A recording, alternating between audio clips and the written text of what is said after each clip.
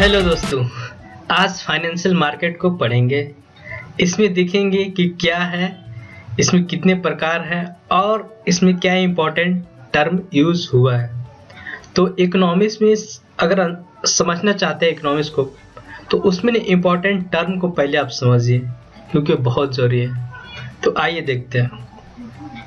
अगर देखें तो फाइनेंशियल मार्केट, ठीक है, फाइनेंशियल मार्केट जो है वो दो प्रकार का होता है, ठीक है। एक होता है मनी मार्केट और दूसरा होता है आपका दूसरा होता है एक मनी मार्केट होता है, एक कैपिटल मार्केट होता है, कैपिटल मार्केट। मनी मार्केट जो होता है, जितनी भी एक्टिविटी, ठीक है, यहाँ पे देख लीजिए डेफिनेशन है, यहाँ पे है डेफिनेशंस कि जितनी भी मौद्रिक, मॉनेटरी एंड फाइनेंस एक्टिविटीज जो अल्पकाल के लिए होता है, ठीक है ना, शॉर्ट टर्म के लिए, ठीक है, शॉर्ट टर्म के लिए होता है, जो परचेजिंग और सेलिंग होता है, तो उसको बोलते हैं मनी मार्केट। उसका लेस देन 1 ईयर होता है। जैसे आपका एग्जांपल है ट्रेजरी बिल, टी बिल, ये होता है ऑर्गेनाइज एंड अनऑर्गेनाइज्ड, ठीक है। कैपिटल मार्केट क्या होता है, जहां पे जो प्रतिभूतियां हैं, ठीक है, जो सिक्योरिटीज, गवर्नमेंट की सिक्योरिटी है, प्लस जो कैपिटल्स है, उसको दीर्घकालीन के लिए परचेजिंग सेलिंग होता है। जैसे बीएससी, मोर देन 1 ईयर, ठीक है। इसको हम प्राइमरी एंड सेकेंडरी में डिवाइड करते हैं। मनी मार्केट का फंक्शन समझ भी गए। मनी क्या है? मनी जिससे वस्तु सेवाओं का लेन देन करते हैं, जिस वैल्यू से, उसमें हम मूल्य वैल्यू लगाते हैं, एक्सचेंज करते हैं, उसको हम ट्रांसफर करते हैं as a money, and the credit and debit करते हैं सॉरी। और देखिए मनी का टाइप्स देखते हैं, ठीक है। Types of money, proper money है ना, वो मनी जिसे लेन देन होता है, जो कर्ज दिया, डेब्ट दिया जाता है, एंड देन लेन देन होता है, ठीक है, एक्सचेंज होता है। तो जितने भी अभी करेंटली मनी यूज होता है वो होता है प्रॉपर मनी, वास्तविक मुद्रा। दूसरा है लीगल टेंडर जनरली आपको गवर्नमेंट एंड द केंद्रीय बैंक वो करती है, ठीक है। जैसे फॉर एग्जाम्पल है सिक्का,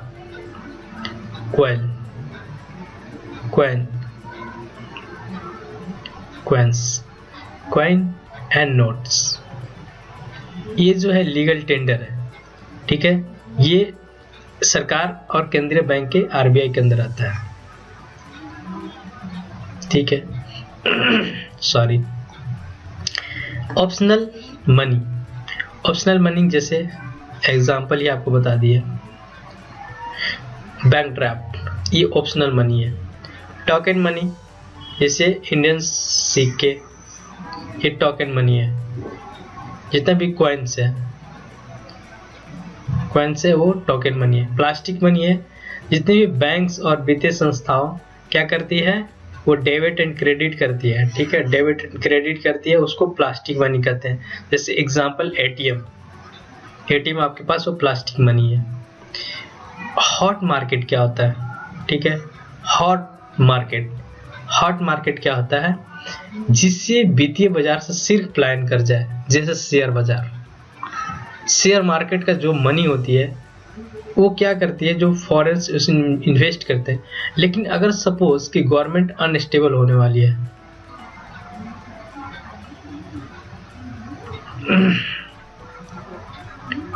अनस्टेबल हो गई गवर्नमेंट, तो वो क्या करते हैं, जितने भी फॉरेन इन्वेस्टर होते हैं वो क्या करते हैं, वो अपना शेयर मार्केट से पैसा ले जाते हैं।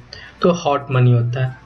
हार्ड करेंसी क्या होता है कि अगर विश्व बाजार में, इंटरनेशनल मार्केट में अगर देश की मुद्रा की आपूर्ति, देश की जो मुद्रा की आपूर्ति है, जो मनी की जो सप्लाई है के अपेक्षा अगर उसका क्या होगा, डिमांड अधिक हो, विश्व बाजार में जिस देश की मुद्रा की आपूर्ति की अपेक्षा मांग अधिक हो उसे दुर्लभ मुद्रा कहते हैं।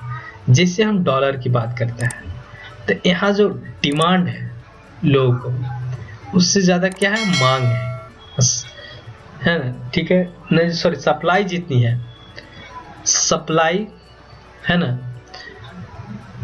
यहाँ पे ऐसे करेंगे, डिमांड जो है greater than supply,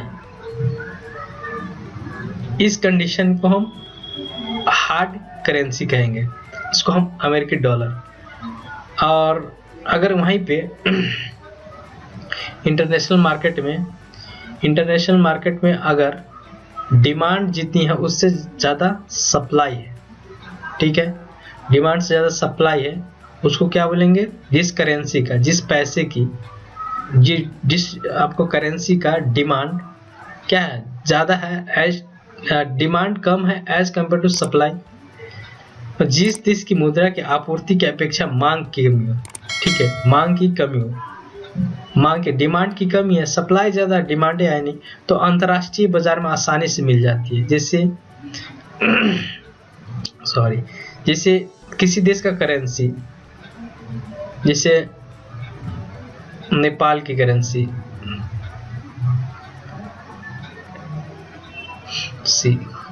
Indian currency,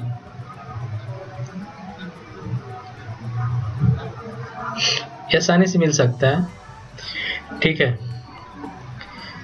अब हम देखिए आरबीआई की स्थापना 1935 में हुआ था, यहाँ पे देखिए 1935 में, 1 अप्रैल 1935, ठीक है, 5 में हुआ था।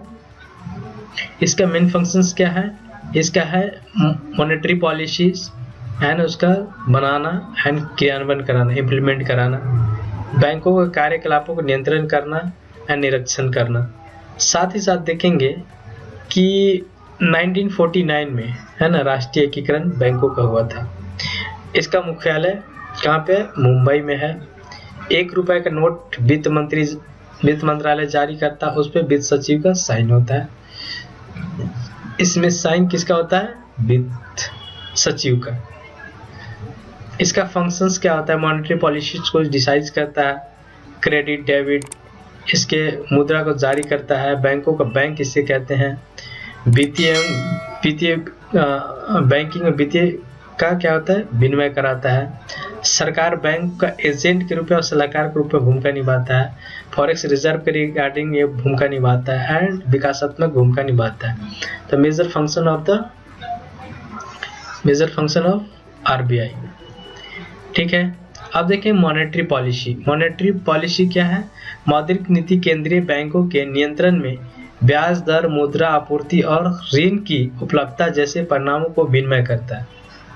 तो ऐसे को मॉनेटरी पॉलिसी कहते हैं, ठीक है। इसका मेन काम क्या है, इसको क्या है, इन्फ्लेशन को स्टेबल करना, इन्फ्लेशन को क्या है, स्टेबल करना, स्टेबल।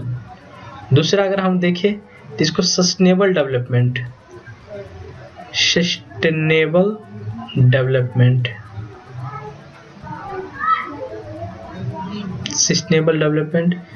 फिर है फाइनेंशियल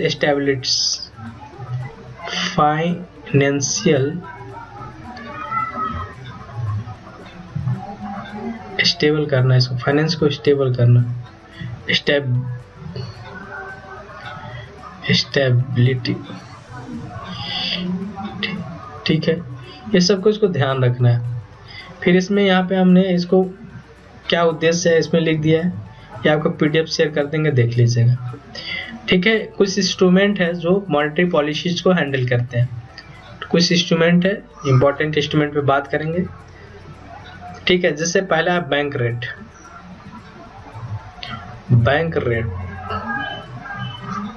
यहाँ पे देखिए बैंक रेट, बैंक दर वह दर होती है जिसमें भारतीय रिजर्व बैंक आवश्यक पड़ने पर अन्य व्यापारिक बैंक, कमर्शियल बैंक को दीर्घकालीन, लॉन्ग टर्म के लिए के लिए ऋण उपलब्ध कराता है। अगर कंडीशन समझिए, ठीक है, पहले हम बता दूं कि बैंक रेट अभी कितनी है। बैंक रेट है 6.50%। यह है 2022 का डेटा है। एग्जाम्पल मानिए कि अगर बैंक रेट बढ़ गया, ठीक है, बैंक रेट क्या हो गया, इंक्रीज कर गया, तो उस कंडीशन में क्या होगा, बैंक रेट जैसे बढ़ेगा, आरबीआई लोन देती है कॉमर्शियल बैंक को, तो यहाँ पे बैंक रेट क्या हो रहा है, बैंक रेट को इंक्रीज कर दिए, बैंक रेट को इंक्रीज कर दिए। उस कंडीशन में क्या हुआ, उस कंडीशन में जो कॉमर्शियल बैंक है उसके पास लोन क्या गया, उसके पास लोन महंगा वो लेता है, बैंक रेट इंक्रीज की, तो वो कॉमर्शियल जो बैंक है उसके पास या तो वो कम लेगा, लोन क्या करेगा, कम लेगा, डिक्रीज हो जाएगा, ठीक है, और ब्याज दर वो फिर आगे देगा तो ब्याज दर इंक्रीज हो जाएगा। उस हिसाब से अब जो वाणिज्य बैंक से अब निवेशकर्ता लेंगे, इन्वेस्टर लेंगे, वो भी कम लोन लेंगे, ठीक है। जैसे कम लोन लिए तो क्या होगा, मार्केट में पैसा की कमी हो जाएगी, इसका मतलब पैसा लिक्विडिटी मार्केट में कम हो जाएगी। अब लिक्विडिटी जैसी कम हो गई मार्केट में, तो उस कंडीशन में क्या होगा कि जो भेज पाता है ना, जो भेज पाता है, ठीक है, जितने भी जो इंड आपको जो कस्टमर है जो एक्सपेंडिचर करते हैं उनके पास भी पैसा कम हो जाएगा। ओवरऑल देखा जाए तो समग्र मांग में कमी आ जाएगी, ठीक है ना।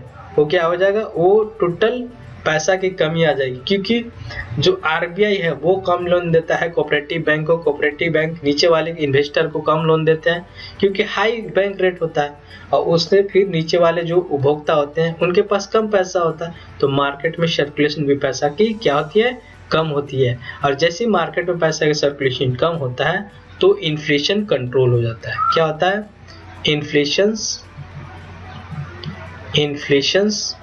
कंट्रोल हो जाता है, ठीक है।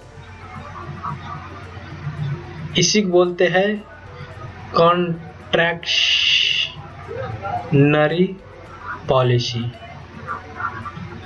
इसी को बोलते हैं, ठीक है। इसी को आप रिवर्स कर दीजिए कि इस कंडीशन में बैंक रेट इंक्रीज न करके बैंक रेट यहाँ पे डिक्रीज कर जाए, तो इसका टोटल प्रोसेस क्या हो जाएगा, टोटल प्रोसेस उल्टा हो जाएगा। इसी को बोल देंगे हम, जब प्रोसेस उल्टा हो जाएगा तो हम बोल देंगे, इसको हम बोल देंगे कि इसको बोलते हैं एक्सपेंशनरी पॉलिसी, ठीक है। और यहाँ पे फिर क्या हो जाएगा, इन्फ्लेशंस क्या हो जाएगा, इन्फ्लेशंस कंट्रोल ना होकर वो बढ़ जाएगी, इंक्रीज हो जाएगा। सेम रेपो रेट में है, क्या करती है, आरबीआई देती है बैंक को लोन, आरबीआई बैंक को लोन देती है।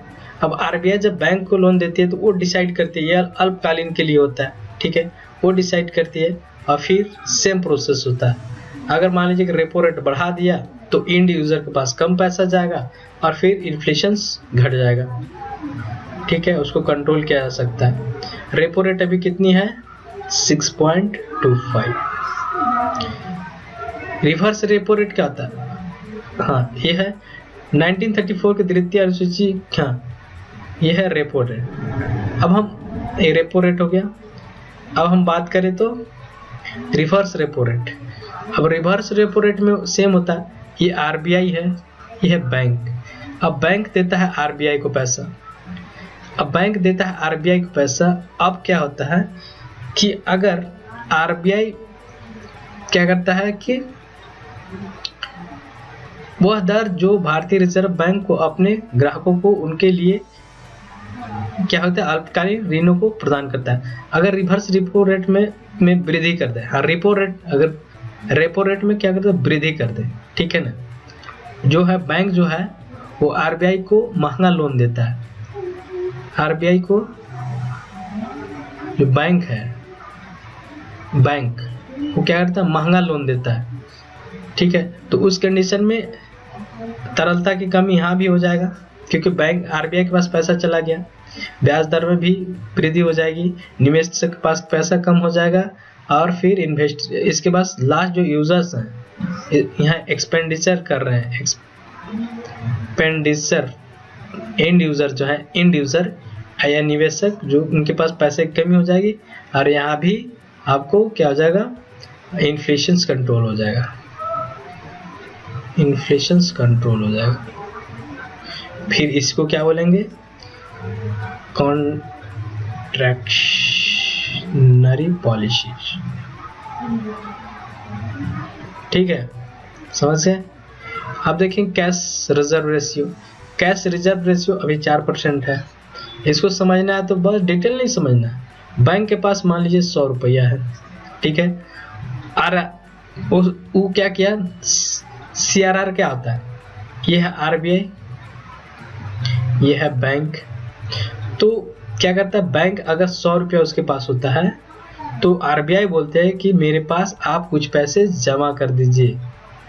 हम 4% में 4 रुपया जमा कर दिए, यहाँ पे 4 रुपये जमा कर दिए, ठीक है। अब 4 रुपये जमा कर दिए, उस कंडीशन में क्या हुआ कि जब 4 रुपये जमा कर दिए तो इसके पास कितना हो गया, 96 रुपीज। तो वो 4 रुपया है, बैंक जो करते उसको बोलते हैं कैश रिजर्व रेशियो। ये RBI के पास होता है, ठीक है, वो जमा कराती है, वो बैंक जमा करता है। तो इसके बाद उपलब्ध राशि कितने हो गया, 96। अब देखो SLR क्या होता है, SLR फिर बोलती है RBI बैंक को बोलती है कि देखो भाई, ऐसा है कि डिफॉल्ट के कंडीशन में तुम लोगों के लोन देने के, तुम लोगों को पैसा चुकाने के लिए अपने पास कुछ रखो, अपने पास भी कुछ रखना है। तो बोलता है 18 रुपये अपने पास रखो, है ना। तो 100 रुपये में 18 रुपये यहाँ रख लिया तो 82 रुपया। अब टोटल बैंक के पास कितना रुपया हो गया, अब हमारे पास टोटल बैंक के पास कितना पैसा हुआ, बैंक के पास हुआ 100 रुपया माइनस 18 प्लस 4, ठीक है ना, तो वो हो गया 78 रुपीज। इतना बैंक है वही लोन दे सकता है, ठीक है, इतना ही बैंक जो है इसके पास इतना लोन। अगर इस कंडीशन में बैंक डिफॉल्ट कर जाता है या बैंक क्रप्सी हो जाती है, बैंक क्रप्सी के ड्यूरेशन में इतना जो आपको पास जो टोटल 12 रुपया बचता है, 12 रुपया वो आपको लोगों को चुकाने के लिए ये हो जाएगा। सॉरी। लिक्विड एडजस्टमेंट फैसिलिटी क्या है, लिक्विड एडजस्टमेंट फैसिलिटी अगर मार्केट में, ठीक है, मार्केट में अगर तरलता बढ़ता है, लिक्विडिटी बढ़ती है, ठीक है, लिक्विडिटी इंक्रीज होता है या डिक्रीज होता है, उस कंडीशन में हम रेपो रेट और रिवर्स रेपो रेट, ठीक है, रेपो रेट और रिवर्स रेपो रेट को मैनिपुलेट करते हैं, बढ़ाते हैं, घटाते हैं, तो उसी को बोलते हैं लिक्विड एडजस्टमेंट फैसिलिटी, ठीक है। यहाँ पे एक न्यूज करंट अफेयर है कि monetary policy committee to increase policy repo rate under LAF by 50 basic point. अभी रेपो रेट कितनी है, तो इतनी है 5.90%। इसी तरह मार्जिनल स्टैंडिंग फैसिलिटी, ये किस कंडीशन में होता है, ये क्या होता है कि अगर ये बैंक है, एक और बैंक है, बैंक 1 बैंक 2, अगर बैंक 1 को बैंक 2 से लेना है पैसा, इस बहुत क्राइसिस में चला है, तो ओवरनाइट लेता है, ओवरनाइट, है ना, ओवरनाइट क्राइसिस को मेंटेन करने के लिए, क्राइसिस को या पैसे की दिक्कत को, उतार चढ़ाव को मेंटेन करने के लिए वो जो ओवरनाइट लेता है पैसा, है ना, उसी को या तो वो किस फॉर्मेट में लेता है, या तो नेट डिमांड और टाइम लायबिलिटी के फॉर्मेट में। तो रात भर के लिए जो ओवरनाइट ऋण लेता है, ओवरनाइट ऋण को ही बोलते हैं, क्या बोलते हैं, मार्जिनल स्टैंडिंग फैसिलिटी, ठीक है। मार्जिनल स्टैंडिंग फैसिलिटी, ये बैंक के अंदर होता है, ये इनसाइड बैंक, इंटर बैंक होता है, ये इंटर बैंक। ठीक हो गया। अभी कितना है, हाँ, रेपो रेट में हमेशा, रेपो रेट में अगर हम रेपो रेट में प्लस 0.25% जोड़ दे तो हमेशा MSF marginal standing facility, marginal standing facility आ जाएगी। कितना हो जाएगा अभी 6.25 प्लस 0.25, अभी कितना है ये 6.0% ये। ठीक है।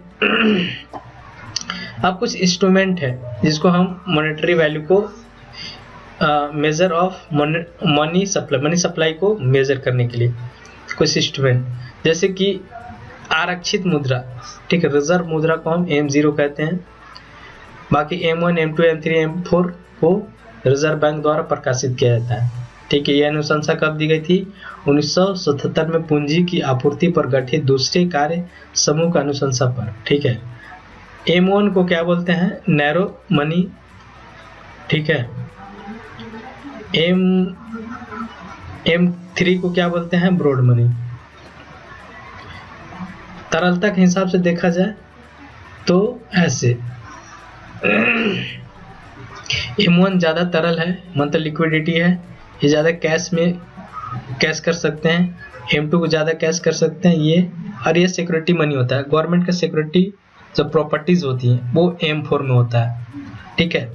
अगर मनी मल्टीप्लायर निकालना है तो M/H, M क्या है? मुद्रा स्टॉक, जो कि बैंक में है, टोटल पैसा अभी भी आपका स्टॉक में। H क्या है कि मनी की जो स्ट्रेंथ कितनी है, उसको डिवाइड कर देंगे तो निकल जाएगा। ठीक है। इसको समझने के लिए यहाँ पे दिखाते हैं आपको। आरक्षित मुद्रा को M0 कहते हैं। इसमें क्या होता है? सर्कुलेशन। जैसे मानिए अगर कोई बैंक है, ठीक है ना, यहाँ देखिए ये कोई बैंक है, बैंक में लोग पैसा जमा करने आते हैं। तो लोग जब पैसा जमा करने आते हैं, सपोज कि 100 रुपये जमा किया, 100 को 2 भाग में बांटिए, 50 रुपये 50 रुपये, ये बैंक में जमा हो गया, डिपॉजिट हो गया, है ना, डिपॉजिट। और ये जो है लोन के रूप में चला गया, ये सर्कुलेट कर रहा है, सर्कुलेशन मनी, ये सर्कुलेट कर रहा है, तो यह मनी क्रिएट हो रहा है। फिर ये जो लोन लेगा वो जमा करेगा। फिर मान लीजिए कोई यहाँ से ले लिया, कोई ले लिया 20 रुपये लोन, फिर वो क्या करता है? 10 रुपये डिपॉजिट करता है। ठीक है। और 10 रुपया क्या सर्कुलेट करता है, मनी सर्कुलेशन। लोन देता है या कोई एक्सपेंडिचर करता है या कुछ करता है, रिजर्व। तो ये जो डिपोज होता है, ये जो हो रहा है मनी डिपोजिट, ये मनी क्रिएशन हो रहा है, यही बैंक में जमा होता है फाइनल। ठीक है। तो वही संचलन में मुद्रा, सर्कुलेशन मनी, आरबीआई के पास डिपॉजिट मनी, इसके बाद आरबीआई के पास अन्य कोऑपरेटिव के पास से, कमर्शियल बैंकों के पास से मनी। M1 को नैरो मुद्रा कहते हैं, जनता के पास, बैंक प्रणाली के पास जमा, आरबीआई के पास अन्य जमा जैसे कमर्शियल बैंक के द्वारा। M2 निकालना है तो M1 प्लस पोस्ट ऑफिस का सेविंग, पोस्ट ऑफिस से सेविंग, यहाँ पे डाकघर के बचत को जमा कर देंगे तो हो जाएगा। M3 क्या है? Broad money. ब्रॉड मनी को M1 प्लस बैंक प्रणाली के पास समय जो जमा है ना, टाइम डिपॉजिट, है ना, टाइम डिपॉजिट जमा पैसा। M4 तो M3 प्लस डाक के पास सभी जमा राशियाँ। तो यहाँ तक ही हमको पढ़ना है, ज़्यादा दिमाग नहीं लगाना, यहाँ से हो जाएगा आपका काम। ठीक है। तो यहाँ से हो जाता है काम। ठीक है। तो ये है आपको हो गया, ये हो गया टोटल,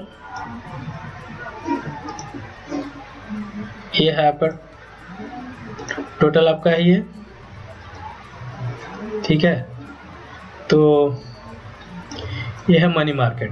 तो मनी मार्केट के इम्पोर्टेंट टर्म को बता दिए हैं, और फाइनल हमको करना क्या है कि और हम डिटेल में इसको करेंगे। इसके आगे हम फिर बैंकिंग देखेंगे, ठीक है, इसके आगे फिर हम बैंकिंग देखेंगे। Thank you for watching.